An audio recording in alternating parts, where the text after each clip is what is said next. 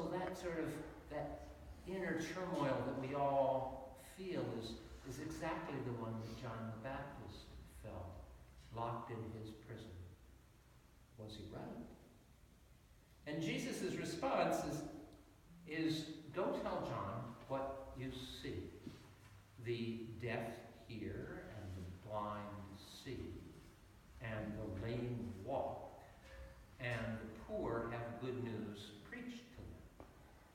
Now, if you've been listening carefully this morning, you know that those exact words are from the book of the prophet Isaiah, who says that those will be the signs that we are to look for the great kingdom that is coming. So Jesus pointing out to John that one kind of Messiah, the kind of Messiah that's going to overthrow the Roman authorities and take political power and turn everything over, is not at hand. But the other Messiah that Isaiah predicted, the one who is bringing healing and life to the broken places of the world, to the least entitled people of the world, to those who are most broken, to the lame, to the poor, to the blind, and deaf. To them, the Messiah has come. So just go tell John that that's what you see. And then he can think about it. And that's all we know. The next thing we know about John is that he is beheaded by Herod. And that's the end of his role in the story. So we can sympathize so deeply with John and with his captivity and with his waiting. He who's waiting in prison, waiting for more than he thought he got.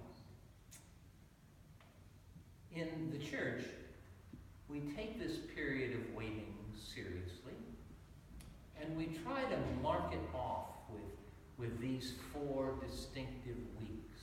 And we say that the 4 candles of Advent stand for these four,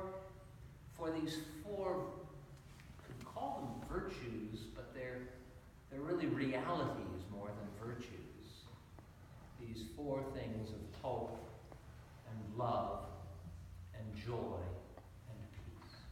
And we said last week that the passing of Advent is a time for nurturing within ourselves those gifts of the Spirit. To nurture within ourselves the gift of hope, which means confessing our hopelessness as well as affirming our hope. Confessing our lovelessness, our joylessness, our peacelessness. Confessing all of that so that we may grow closer to that flame that is within each of us, planted by God. And to nurture that flame within ourselves is not an easy task.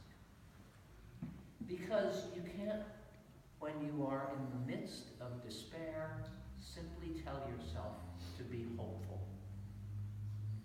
When you're in the midst of unrest, you can't tell yourself to be peaceful. When you're feeling miserable, you can't tell yourself to be joyful. It's a delicate nurturing of the flame. And it really is only a gift that God can give. So the essential tool is the tool of prayer. To turn to God and say, God, you have planted within me this seed of hope. I feel hopeless. Send your Spirit to fan this flame.